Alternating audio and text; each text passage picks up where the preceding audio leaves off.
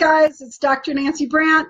I'm excited to see all of you on here from lots of different areas. So we're in Canada. Woohoo! What else, Anna? All right. So Anna's on California. So Anna's sort of my logistic angel, and she makes sure all of this happens. And so definitely type anything in the comment department that you need to. Hi, everybody. There she is. There she is. Yay. And what we were thinking is, we're just going to have a little bit of a chat. I'm going to give you a little bit of background into what I call evolutionary feeding of pets. And why is it evolutionary? Because it's kind of a new concept, believe it or not. You know what? It's really what happens via evolution. What were our pets designed to eat? So ask yourself this question. What is your dog or cat supposed to eat if they were out in nature, left wild, and left to their own devices? What would they eat if they didn't have us? And actually, if they didn't have us, putting them kind of in confinement, okay, albeit it's kind of really good confinement if you think about it, okay, because they get all their needs met. But what would they eat? And if we look at that, possibly that then gives us some answers to what we should be feeding them. And that's the evolutionary feeding of pets. So what we really need to do is get evolved and start an evolution. So thanks for joining me tonight. And I know we're going to have this out there for about 7 more days. So thanks all of you joining us a little bit later. So, every animal has its own unique nutritional needs. And so a cow is different than a horse, and it's different than a dog or a cat or a mountain lion, etc. These animals, okay, have evolved into having different nutritional needs. And one of the reasons is the circle of life. So the way this beautiful ecosystem called Gaia or Earth is set up is that she provides plants which harness everything from the soil and the sun and convert it into matter.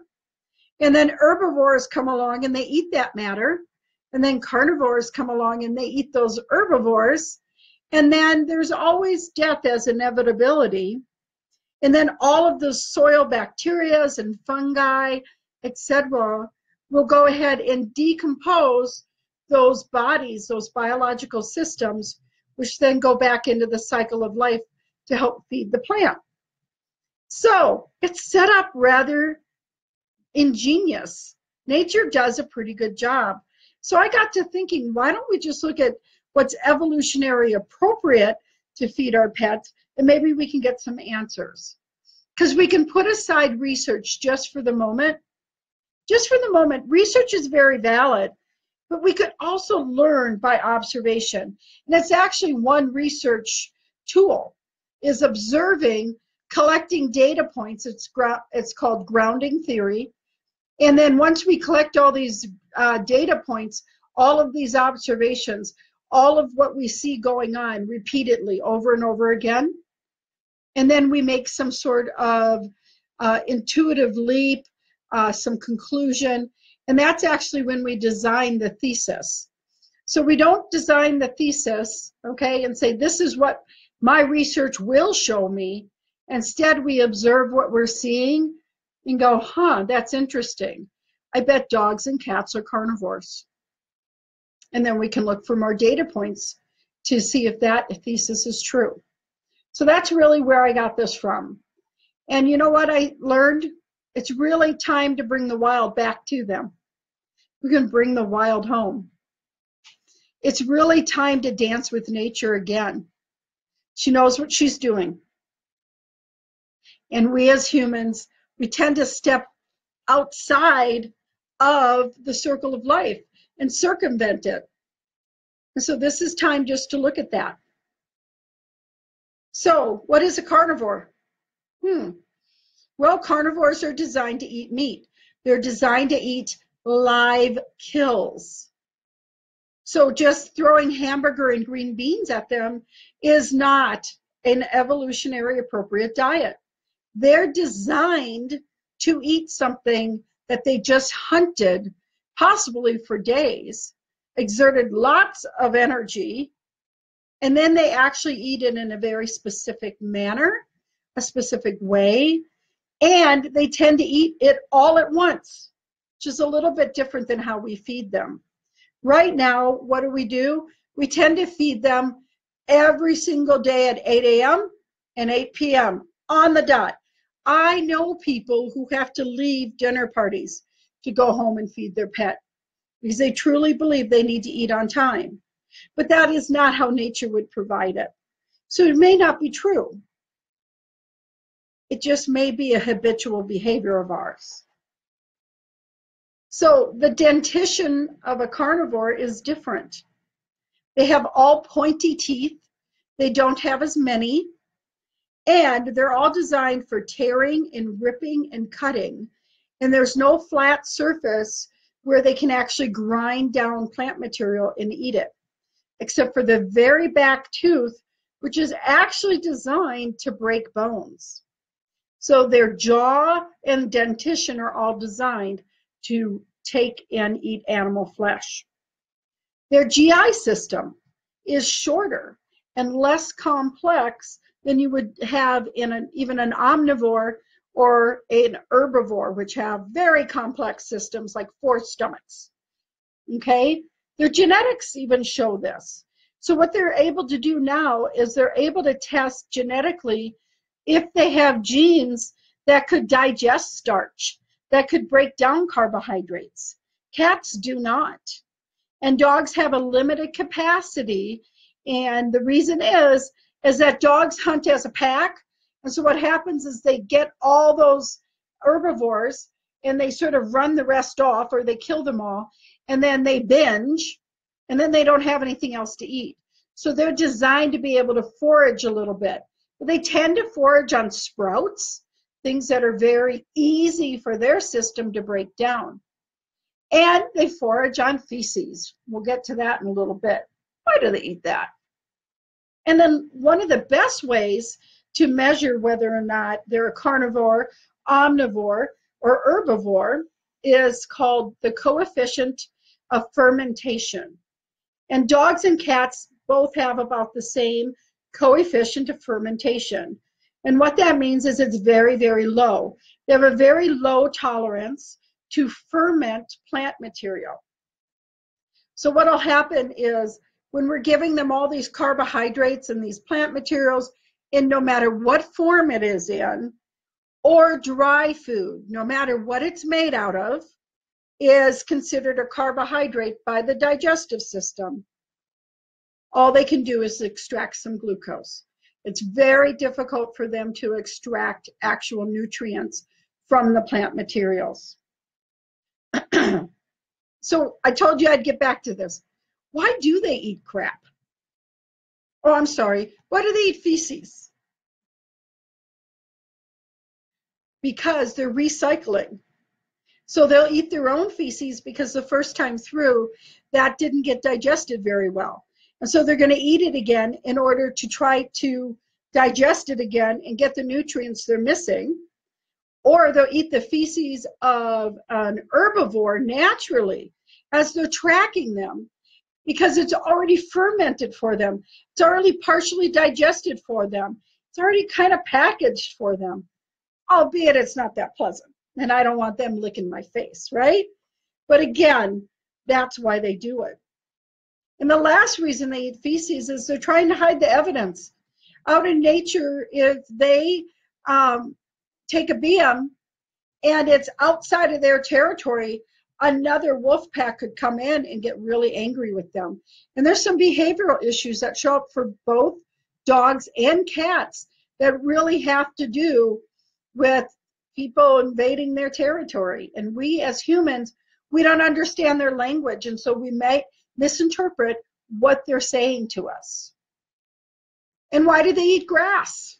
Again, I get, my dog eats grass, so he can be a vegan. Well, the answer is no, he really can't. Most of the time, why they're eating grass is one, they're missing nutrients in their own diet and they're trying to make up for them. And they're looking for sprouts, which are easier for them to break down, or they're looking for ferments, which are already broken down, or they're eating grass because they can at least break down some of the chlorophyll, which will settle their stomach, because their stomach is upset. It's fermenting and it's not meant to. So they're trying to literally like use grass as an antacid. So how did, you look at this and you go, well, how did the pet food industry actually get started? Like, we know they're supposed to go out hunting. They're supposed to eat live kills. So how did we get where we're at? Well, there's a lot of reasons. And in fact, in 2016, the pet food industry is a 75 billion, with a B, billion-dollar industry. That's a pretty powerful industry. So how did we get there? Well, part of this story is that back in the early 20s, we started to use the automobile. So instead of using a horse, we used a car. They may not be as efficient, but they certainly took off. They took off rather quickly, and then the horses were no longer needed, and neither was the fuel for the horse, and that was grain. So the grain industry would be like our gasoline industry right now going, what do I do with it, right? So what does the gasoline company do? They find ways to either get us to not convert, okay, to more economically or ecologically friendly fuels, or they're going to find ways to use the fuels. And in the petrochemical world, that's pharmaceuticals, that's cleaners, that's plastics, etc. So again, the grain industry is like, what do I do? And so they noticed that they could start marketing their grain as an alternative food. And it became very, very inexpensive food as opposed to marketing it just for fuel for horses. And then next what happened was World War I and World War II ended up with a lot of horses that would die on the battlefield. And there was a company that said, you know what? I bet I could make something of this. And so what they did is they took the horse meat and canned it for pets because it wasn't suitable for human consumption. And then the Depression hit. And with the Depression, we could barely feed ourselves. And so what we did is we took that grain, which was really, really cheap, and we mixed fat, animal fat with it, and we fed that to our dogs and cats. The difference back then to now was especially the cats and most of the dogs were left to roam. So they'd come in and eat this little fun food. Okay, it smelled pretty good. It had animal fat in it. It would fuel them because at least the animal fat is something they can extract fuel from. Grain, not so much, but it would fill them up. But they could roam outside and still hunt. So they actually were still eating their evolutionary appropriate diet for the most part. And then in the 40s and 50s, we began to urbanize even more, and the pet food industry started to take off even more because, again, it was convenience. That's when processed food started to take off. When we moved off of the farm and into our urbanization, we needed people to bring it to us in a form that had longevity. And so canned food became part of it, and then a little bit later, they were able to come up with dry food, which made it even easier to feed our pets. And we started to not let them out as much. And then in the 60s, the media, especially with TV, began to really influence our own belief systems. And in influencing those belief systems, we saw that what animals were meant to eat was dry pet food. It was better for their teeth, and canned pet food. And they got spokespersons like Garfield who, by the way, is a cartoon, not a cat. And we believed that cats loved fish. Have you ever seen cats in a fish? Or cats fishing? Have you ever seen cats in water? I don't think they like fish that much. But it was a cheap source of protein to put into our cat food because they found that if they didn't put some forms of protein, animal proteins into the cat foods, the cats would have long-term detrimental effects and even death. So again, they started by selling us what they were making as opposed to making what needed to be sold.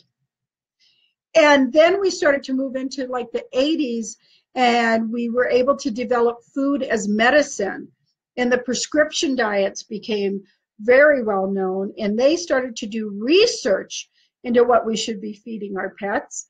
And they also started training all of the veterinarians at the veterinary schools. And most of our training came from nutritional companies, dog pet food companies.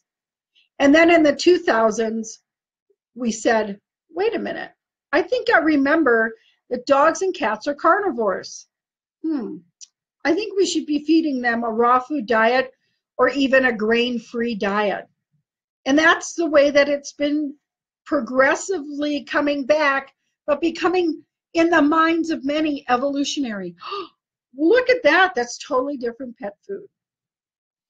And I'm going to tell you, the debate is hot. It's really hot. There is a lot of pushback from an industry that's 75 billion and strong. So, what is the right fuel for the right job?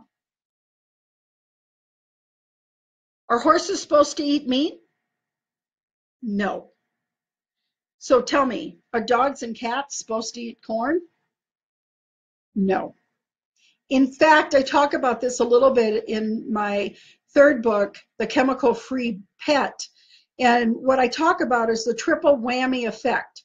So there's a chemical that is sprayed quite frequently, and it will come into our yard no matter what we do, and even into our homes. It just drifts in. And our animals run around naked, and they roll in it, and then they clean themselves, right? So they get it through skin absorption and even ingestion. And then it's fed to this GMO corn to such an extent that the animals that eat the GMO corn will deposit it in their own meat. So now we're feeding them meat with this chemical, but it doesn't end there. On top of it, the first ingredient in many pet foods is GMO corn. That's the triple whammy. Our animals are getting, and that was just one chemical that I analyzed in that book, okay?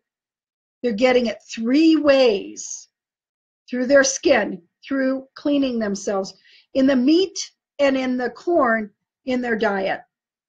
And what they had found is GMO corn, just the corn, was 18 times higher the safe level of this chemical. The other thing, and most importantly, is if we want an evolutionarily appropriate diet, we want to talk about live food versus processed devitalized food. Okay, so live food is evolutionary appropriate. Going out, hunting, and tracking, and pulling down an animal and eating it fresh, alive, not through our industrialized processing. That's not easy to do. And I'm going to tell you, I'm not going to let a bunch of bunnies out in my backyard and let my dogs and cats go out and have fun. That's just not my way.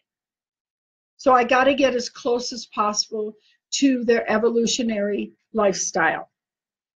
So when something is alive, it's vibrant, it's thriving, it's vital. In Chinese medicine, we say it has life force, it has qi. And in the Chinese restaurants, when I was in China, they had live animals out front in like an acre garden in the back to provide as live a food as possible. You're very quickly vegetarian, by the way.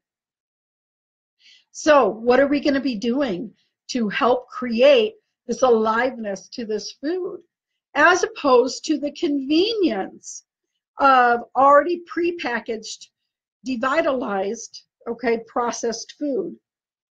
Well, the simplest answer is biologically active essential oils.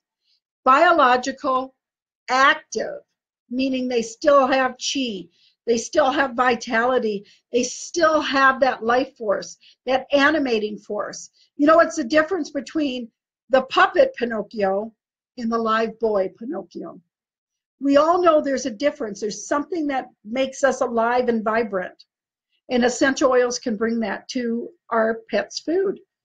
Make sure that they're labeled for dietary use and make sure that they are biologically active essential oils. Otherwise, all you're doing is adding to the chemical burden of your pet. So we must be able to create with the food not only the raw materials, the proteins, the fats, the carbohydrates, all in the right proportions. We've got to be able to produce that energy too. So they have to ingest life force. We need to start testing our food for vital energy, for chi, right? Instead of just the chemical makeup of the food. We have to start doing the research based on that. And it's coming. The process just hasn't caught up. In fact, one of the new studies is epigenetics. Epigenetics is the study of what turns genes on or off. So we have DNA, and it's like a blueprint. And we have epigenetics, which is sort of like, you know, the contractor who says we're going to do this part and this part, but we're going to change this part a little bit and this part a little bit. So it's what turns them on and off. Well, research now in quantum biology shows that DNA is a process, meaning it's an energy process. It can actually turn itself on and off. So epigenetics is energy influencing the quantum process. It is not the chemistry, it is the energy. And our number one epigenetic influencer that we can give our pets is food. So we have to include essential oils. They have to be appropriate, or they don't have any epigenetic influence except blah, right? So we can have a good negative effect. We can have an awesome positive effect. So what is this new old method I've been talking about? What is it? What do we got going on here? And I call it the new old method because really it's what they evolved to do. It's the old way of eating. Really just a little over 100 years ago, this is how our pets ate. But it's new because it's a new concept. And I have so many clients who go, okay, I feed raw food. Well, what do you feed? I feed hamburger and green beans. And that's it. Honey, that's not evolutionary appropriate. That is not a live kill. So we have to analyze the live kill and see how can we mimic it as close as possible? How can we get as close as possible? Okay, now remember I have notes for you at the end of this, so don't worry that I'm going through this super quick. So first, get the proper education. If you want to feed evolutionary appropriate diet, make sure you're being educated by the right people. I'm just saying it may not be Dr. Google. The next time, check with him. I want to see what his degrees are. Next, you need to prepare the terrain. What do I mean? Basically, your pets have sterile guts. What does that mean? It just means that they've been eating sterile food. It doesn't provide good enzymes and probiotics and all of these trace materials that combine to make that gut more apt to be able to digest a live kill. So we've got to prepare them to get to what is evolutionary appropriate. And it's not because they aren't evolved and now they've evolved to eat pet food, okay? It's because they're not prepared. Mama didn't eat raw, grandma didn't eat raw, your dog's never eaten raw, they've never had any of that bacteria, so they're really just kind of a gut waiting to have diarrhea, which is why you hear about raw-fed dogs having certain issues. Most of the time it's because it wasn't done evolutionarily appropriate. Slow conversions. Can you imagine you've eaten crackers your whole life for, 10 years, and then someone gives you a steak? What's your body going to do with that? Well, guess what? In the concentration camps, because they were fed so very little, that when they came out, the soldiers wanted to really help them, and they fed them steak, and that actually killed them. The reason it killed them is that their body had no idea how to break down steak anymore, just crackers. And dry food is like crackers, okay? Mimic nature. How do they eat it? What do they eat? Why do they eat it? How do they catch it? What do they need? They eat the whole animal, so are feathers and fur and feet important? And what do they do with it? So we've got to get as close to mimicking what they would eat in nature in both proportion and portions. And that's the next step. What kind of proportions are we feeding? Raw meat, okay, raw hamburger at 90% with some green beans thrown on top is not the right proportions. And we still tend to overfeed our pets. Pets, it's so funny. Like I was saying earlier, I have people who will leave a dinner party to go feed their dog or cat on the dot. It must be 8 a.m. and 8 p.m., period. No, that's just learned behavior on the part of the pet. They start hunting, which is begging and meowing and vocalizing and going to the food bowl and looking, and going to the food bowl and looking. Okay, that's just hunting. And we think, oh, we got to feed them right on the dot. And they get used to it. It's habitual behavior. But the truth is that they probably in nature would only eat about 4 or 5 times a week. And the rest of the time, they're actually fasting or they're hunting. And that's what they're designed to do. Supplements. So people will poo-poo a raw food diet because you still have to supplement it. Well, of course you do. It's still not evolutionary appropriate. It's still not a live kill. So we have to get as close as possible to mimicking that live kill. And sometimes that means we supplement as opposed to just doing it all with whole food. How much and how often? We talked a little bit about that. What are the right proportions for your type of animal? A growing animal needs much more food than a couch potato. So we've got to get knowledge of that. And then the syntax of it all. How would they eat on a weekly basis, and how can we mimic that?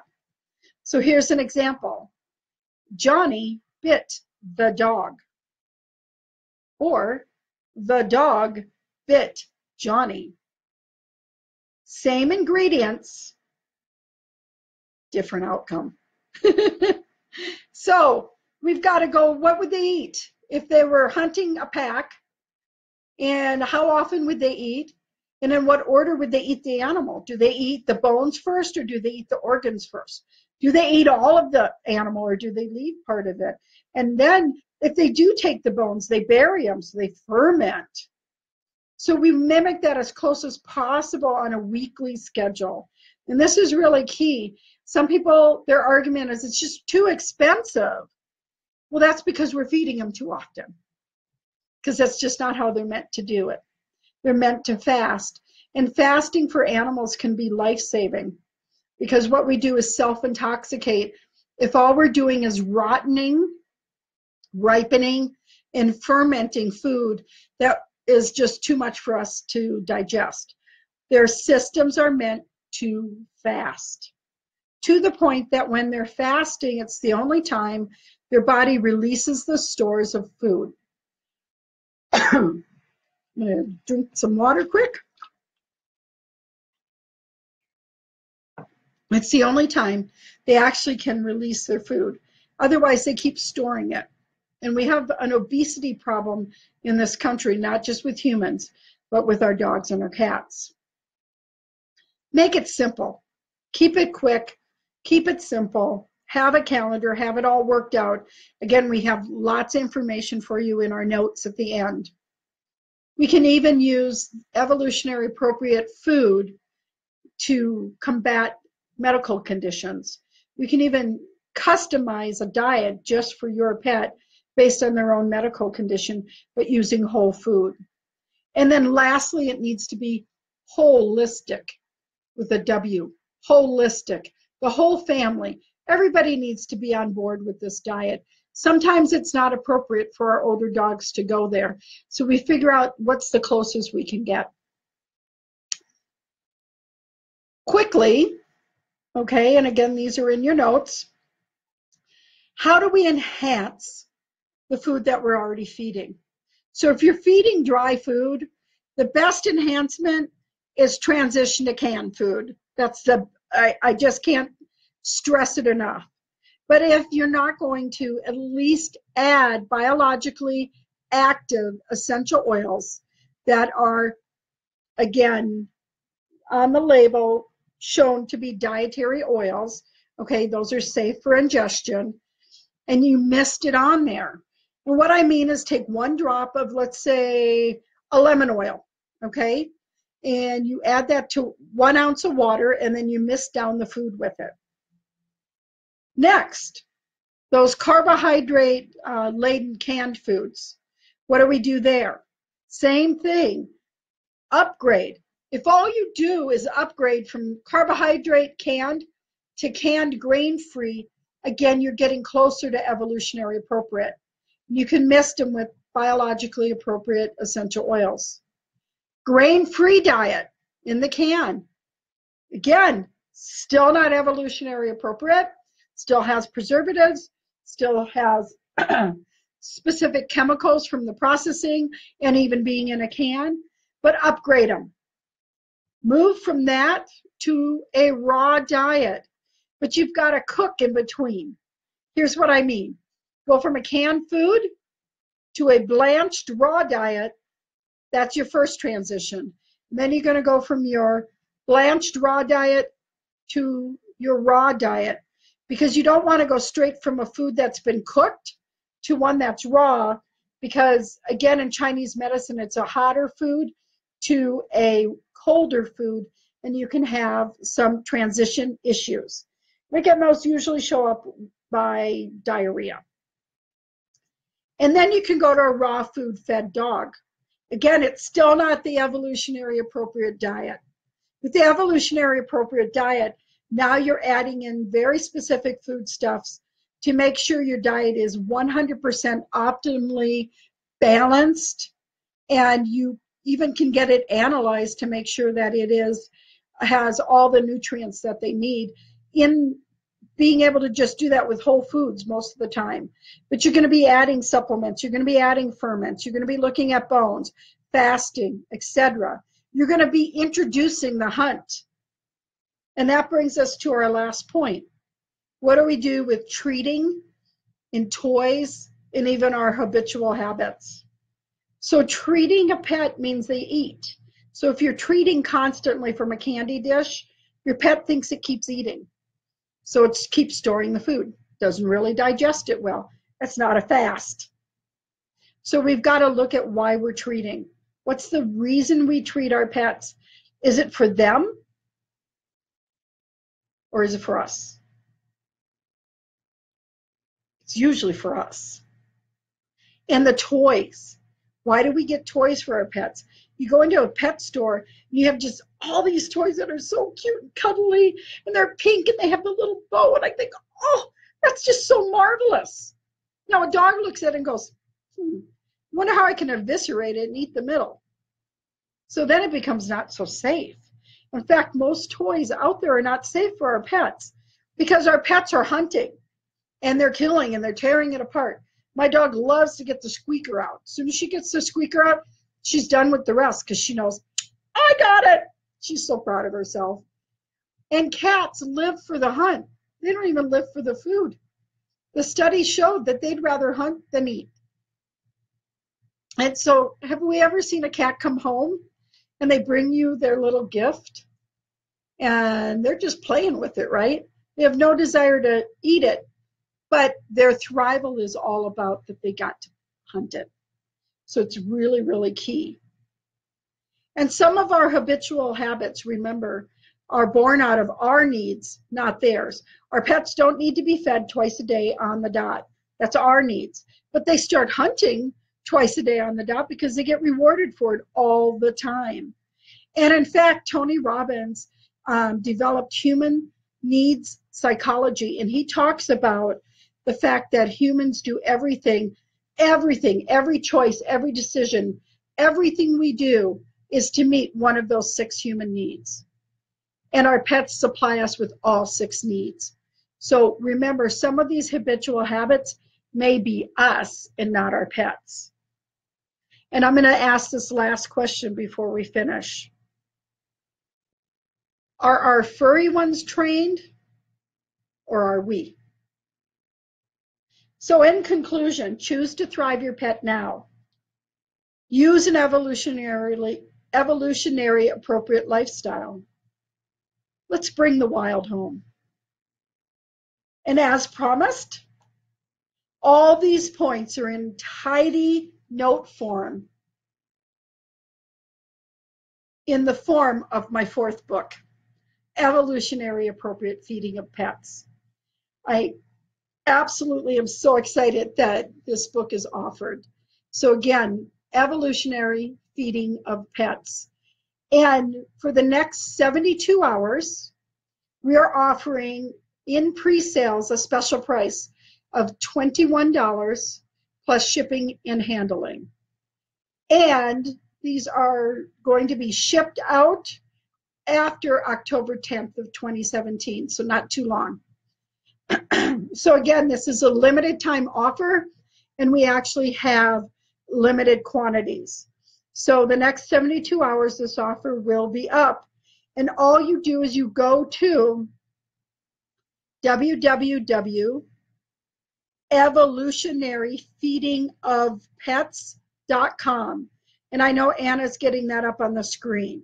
So again, at www.evolutionaryfeedingofpets.com for this limited offer. So, in conclusion, be evolved and join the evolution. It was wonderful spending time with you, and I know we're going to open this up to Q&A. So, Anna, what questions do we have for me? So Anna's on her way over, and she said we have quite a number of them, so we're going to get through as many as we can. And you can always email us at the website, Evolutionary Feeding of Pets. So am I looking on screen, Anna, or are you coming with them? Awesome. So she's on her way over. Remember, this is our first Facebook, so we're getting these logistics down.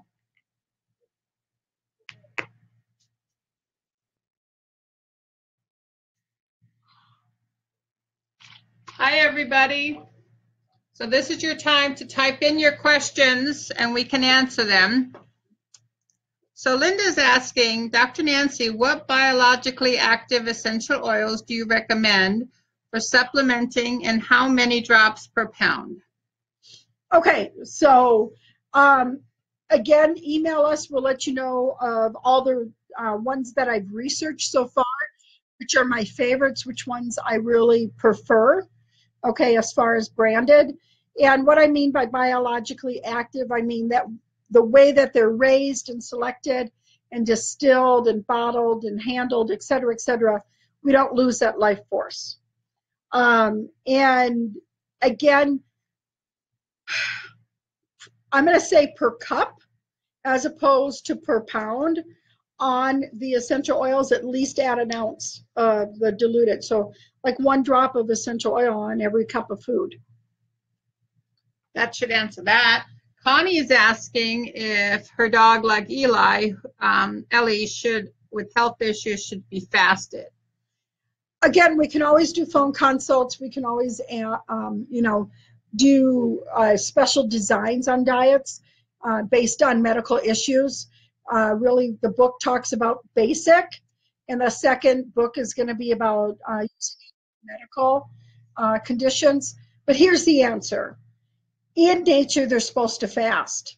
And often fasting our dog, feeding them less, doing it appropriately. So you've got to get educated, okay? Often will make them better. In fact, a lot of times our dogs and cats will fast themselves. They'll put themselves on a self-enforced fast. And we're like, oh no, they're not eating. What are we going to do? What are we going to do? And they're just over there going, look, I'm full. I need some time to digest. It's the way I do it naturally. Let the wild back in.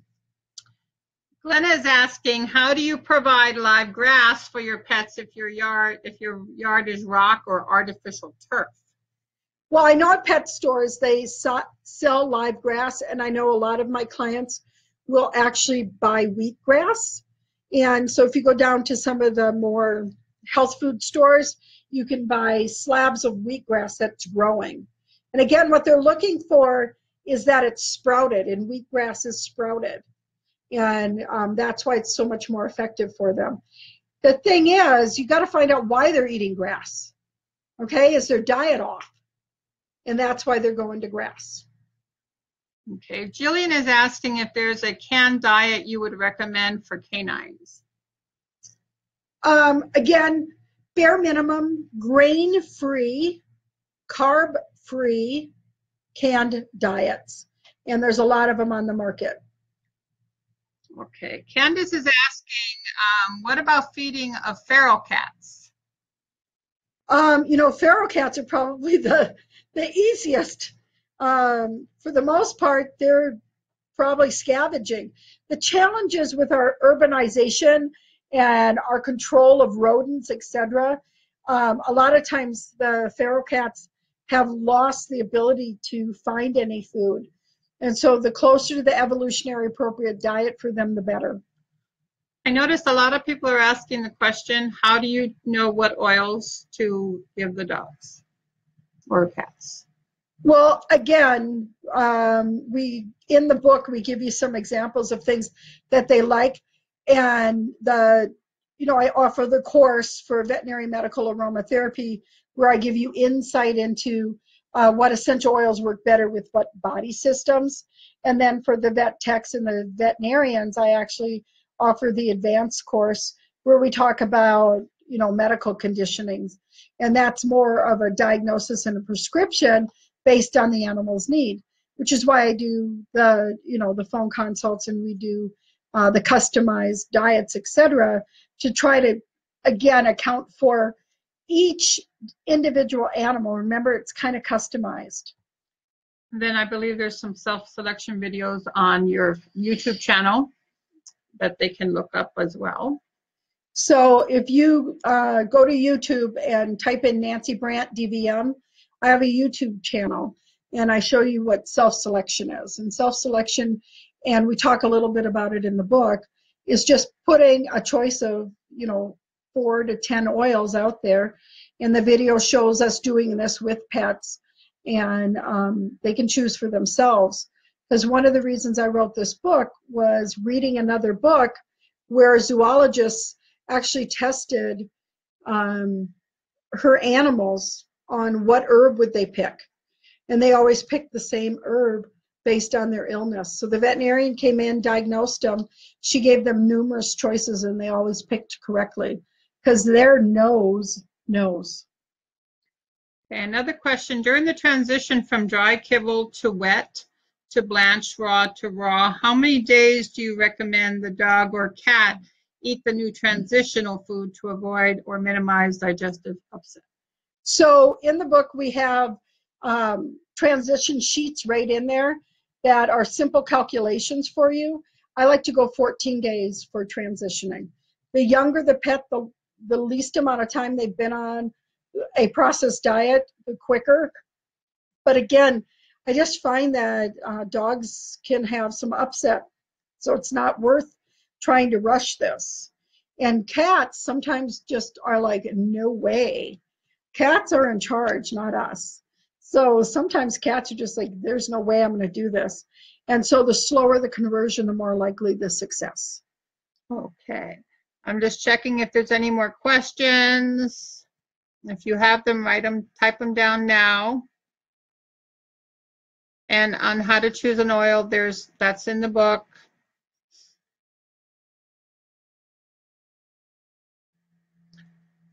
Any more questions before we say goodnight? I think we're good. So as promised, just under an hour. And we will see you on the evolutionaryfeedingofpets.com. Orders are in. Thank you and have a great night. One more. Thank you, Dr. Brandt. Thank you, everybody. Thank you, guys.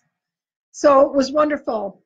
Just remember, let's all start an evolution together. Yay. Thanks. Good night.